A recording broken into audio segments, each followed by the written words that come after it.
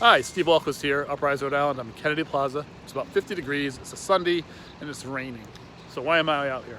I'm out here because there's a plan to basically shut down Kennedy Plaza. Maybe 3 bus berths will be here, but they won't be going through this road here. They won't be stopping here. There won't be any of these bus shelters here.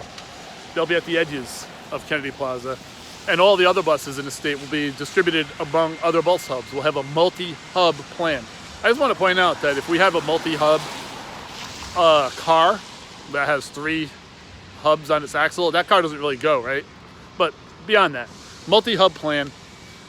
We're doing that. Why are we doing this? We're doing this because certain very rich people who own downtown buildings want to get rid of the people who tend to wait for buses, right?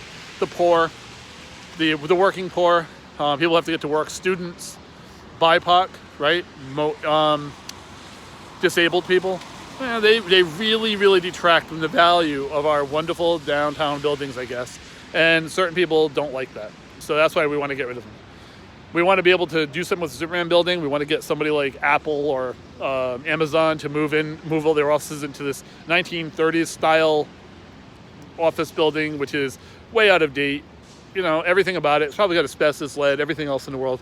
And they want to move people in there like Amazon's really going to move in here, but whatever. They want to do this. So what does this mean? This means that everybody who takes the bus will have to be dropped off at one bus hub, and then many of them will have to make their connection, their second bus on their route, across town. You might get dropped off on Empire Street, and now you've got to hustle all the way down to the train station, or all the way down to the Meds and Eds area to get your second bus. Now, that's not guaranteed, and you might have to take another bus between. You might not have to run. You might just take a third bus, right? A bus that gets you from one bus to another, and that bus may or may not run frequently, but who knows? So, but the idea is that that extra time that you're spending is being taken from you as a commuter, that you will have less time to get where you're going, or you will have to take more time to get where you're going. What does that mean? Well, I've read estimates of 300 people a day being inconvenienced by this. I've read estimates of thousands of people being inconvenienced by this. I decided to take the idea that let's say at least 600 people are inconvenienced by this every day, and that each person inconvenienced has to spend an extra 20 minutes waiting for a bus or moving from one bus to another. That's a really low estimate, by the way, 20 minutes, because don't forget, even if I have that estimate right, and it is an average of 20 minutes, some people will spend more time, up to an hour, some people will spend less. But more than that even, I'm not even counting the idea that this is both ways, that you go to work, but you also have to go home. So that 20 minutes here to your work job is also 20 minutes back to your job. It's an extra 20 minutes a day, or an extra 40 minutes a day in that case, or double the amount of time. But let's just assume it's 20 minutes, and that's like 600 people. Both of them, I think, low estimates. What does that mean? That means something like 200 hours a day are being added to the commute of average everyday people here, right? 600 people, 20 minutes a day, that's 300 hours, or 200 hours, right? That's 8 days. 200 hours is 8 days. No one person is giving up 8 days a day, right? But overall, everybody, the net effect is 8 days every day being lost. That's a week a day, well, more than a week a day.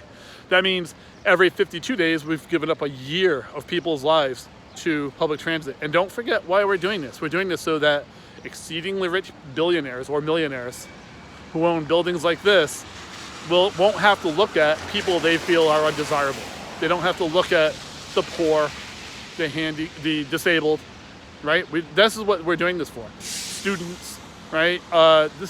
We are doing this because they want to park, more like what Burnside Park is, right across the street. Now, here's another thing. We could put a park there. We could plant trees. It would be nice. Bus shelters and trees, I think that would be fine. But no, we want to get rid of those people, turn it into a park.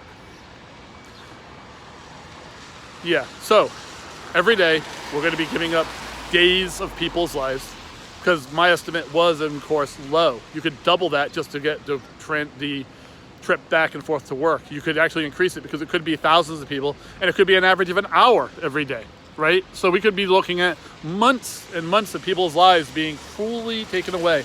What could people do with that life? They could spend more time with their kids. They could work more, get an extra hour in. They could do anything else but be waiting for buses or running across town for buses. We could do way better. What do we call creatures that take our lives like this? What do we call creatures that suck our lives from us? We call them vampires. And that's what's happening here. We have people here in this town right now under threat of losing hours and hours of their lives. The most precious thing we have is time. They take so much from us. They make us work so hard for so little. They keep us poor so they can be rich, and now they want to take our time away. I think we can do better than that, and I'm urging you to call the governor, call DOT, call your senator, call your representative, and let them know that this is wrong. This is so much more than just moving the bus hub or inconveniencing a few people. This is literally stealing the most precious commodity. The only thing we really have is our lives, our time. Thank you for listening.